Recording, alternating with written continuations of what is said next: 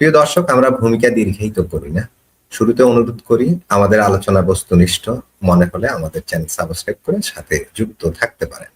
আমি ফরিদ ভাইয়ের কাছে একটু যাই, একটু ব্যতিক্রম ধর্মী আলোচনা। এটা হচ্ছে 96 সালে যখন আওয়ামী লীগ, তখন প্রেসিডেন্ট ছিলেন আব্দুর রহমান বিশ্বাস। তো সংসদে প্রথম অধিবেশনে রাষ্ট্রপতি ভাষণ দিতে হয়, ভাষণটা লিখে দেয় মূলত সরকার। হ্যাঁ, তো সরকার যে ভাষণ লিখে দিয়েছিল, আব্দুর রহমান বিশ্বাস সেখানে সংশোধনী এনেছেন। তিনি বলেছেন, না, আমি ভাষণ দিতে হলে আমাকে এই পয়েন্টে আমার সংশোধনী দিতে হবে। সেটা কি? বঙ্গবন্ধু কথাটা তিনি বলবেন না, তিনি বলেছেন এইখানে এই শব্দটা চেঞ্জ করতে হবে। এখানে তাহলে কি শব্দ দিতে হবে? তো তিনি বললেন যে এখানে লিখবেন বাংলার অবিসংবাদিত নেতা। বঙ্গবন্ধু বলবো, আমি বাংলার অবিসংবাদিত নেতা বলবো।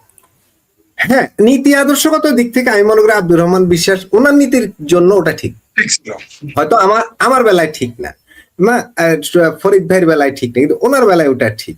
উনি ওনারটা আদায় করে নিয়েছেন, উনি ওনারটা আদায় করে নিতে পেরেছেন। এমন ঘটনা আরো আছে, ডক্টর ইয়াজউদ্দিন আহমেদের সময় এমন ঘটনা আছে। যাই হোক, আমি বলতে চাচ্ছি আমাদের বর্তমান যে রাষ্ট্রপতি শাহাবুদ্দিন সুপ্পু, তিনি কি করলেন? তিনি তো মনে হচ্ছে 180 ডিগ্রি পল্টি নিয়েছেন। তিনি তো ওনার ভাষণের শেষে জয় বাংলা স্লোগান দেননি, যেটা হাইকোর্টের নির্দেশনা আছে, এটা রাষ্ট্রীয় স্লোগান। আব্দুর রহমান বিশ্বাস দেননি, তিনি দিলেন বাংলাদেশ জিন্দাবাদ। আব্দুর রহমান বিশ্বাস তো রাজনীতিবিদ ছিলেন, যিনি প্রেসিডেন্ট হয়েছেন তিনি তো আমলার সাথে একজন আমলা। ধরে নেন আপনার আর আমি, আমাদের রাজনীতির যে চিন্তা চেতনা, আমাদের যে দর্শন আর একজন আমলার দর্শনটা এক হবে না।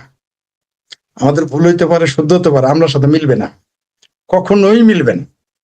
শুধু আমাদের না, পৃথিবীর যে দেশেই যান, আমলাদের সাথে সাধারণ জনগণের রাজনীতিতে চিন্তা মিলবে না, সেনাবাহিনী মিলবে না। কালকেও আমি ভারতের মতো জায়গা যেখানে বাক স্বাধীনতা স্বীকৃত, সেইখানেও দেখলাম এক আমলা, দুইজনই কিন্তু আমলা, সেনাবাহিনীর এক মানুষ, অত্যন্ত বয়স্ক দুইজন তর্ক লেগে গেল, একজন আরেকজনকে দুষলো। অর্থাৎ তাদের আমলা দুইজনই কিন্তু সরকারের, তাহলে সেনাবাহিনীর আমলারই চিন্তা চেতনা মিলে না। তো আপনার সাথে আমার সাথে তাদের মিলবে? আব্দুর রহমান বিশ্বাস পেরেছিলেন ওইটা, তার অবস্থানে সে সঠিক, অবশ্যই বলছেন তার অবস্থানে সঠিক, আমাদের দৃষ্টিতে ভুল।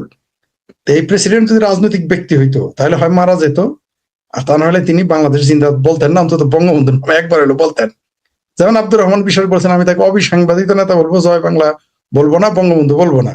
কিন্তু এই প্রেসিডেন্ট তা পারে নাই। কেন পারে নাই? কারণ এখানে সিলেকশনে ভুল ছিল। শোনেন, গোলাম ভালো, কিন্তু সেই গোলাম যদি পিছলে গোলাম হয় তাহলে তো চলবো, বদমাইশ গোলাম হলে তো চলবো না। তো এই প্রেসিডেন্ট সাহেবকে যে হিসেবে নিয়োগ দেওয়া হয়েছিল, দেখেন আমরা আগে শুধু ভেবেছিলাম যে আওয়ামী লীগ সরকারের সেনা প্রধান নিয়োগ দেওয়া ভুল ছিল, তাদের সিদ্ধান্ত, এটা আমরা মনে করেছিলাম। এখন তো কি না, প্রেসিডেন্ট নিয়োগ দেওয়া ভুল ছিল। অবশ্যই প্রেসিডেন্ট যখন নিয়োগ দেয় আমরা তখন সমালোচনা করেছিলাম যে আমলাকে প্রেসিডেন্ট দেওয়া উচিত হয় নাই, সেটার কুফল এখন ভুগতেছে। প্রেসিডেন্ট কখনোই এই ধরনের আচরণ করতে পারে না, তাদের মিনিমাম মেরুদণ্ড থাকা উচিত। আপনি দেখেন না, তারেক রহমানের কর্নারে দেখে 3বার সালাম দিল, দৃশ্যটা দেখেন নাই? হাস্যকর ব্যাপার।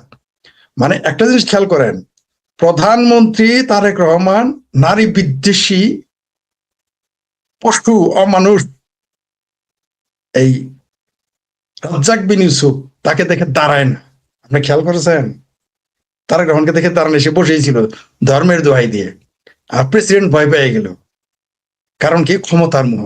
তারেক রহমানের কন্যারে 3বার সালাম দেয়, সালাম তো দিবে তারেক রহমানের কন্যা, শুধু তাই না, বয়স অনুযায়ী তো তারেক রহমানও সালাম দিবে, সে 3বার সালাম দিল। মানে গোলাম, দেখেন গোলাম যখন হয় না, গোলামই থাকে, গোলাম যেখানে যাক গোলামই থাকবে।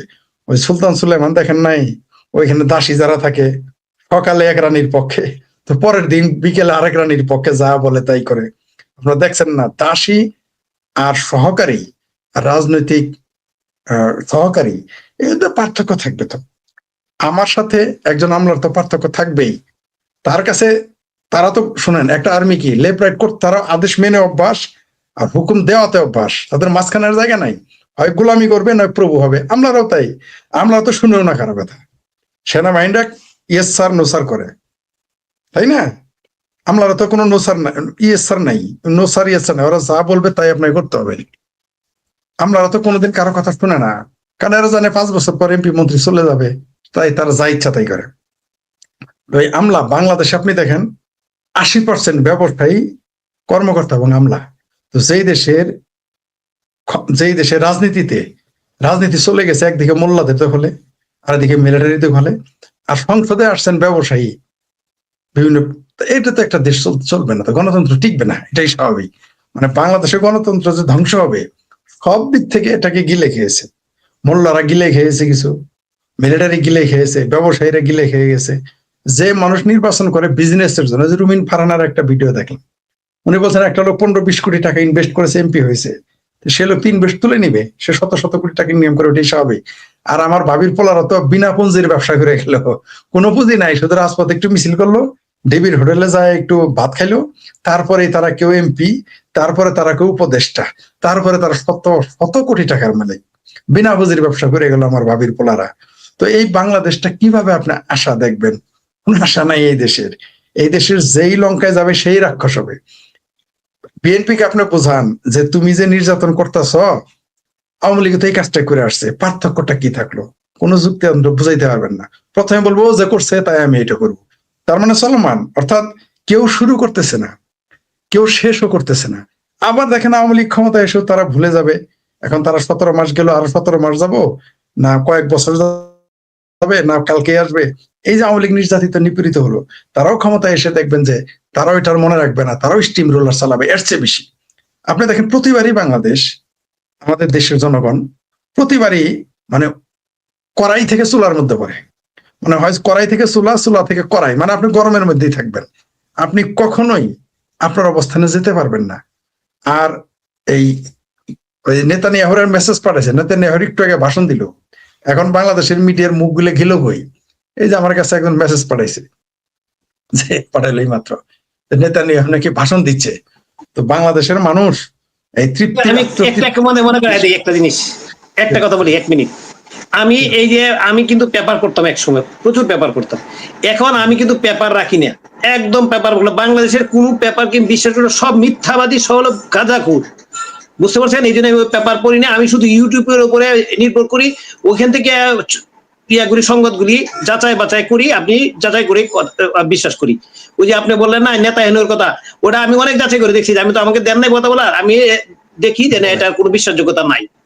বাংলাদেশের খবর তো শুধু ফাউল।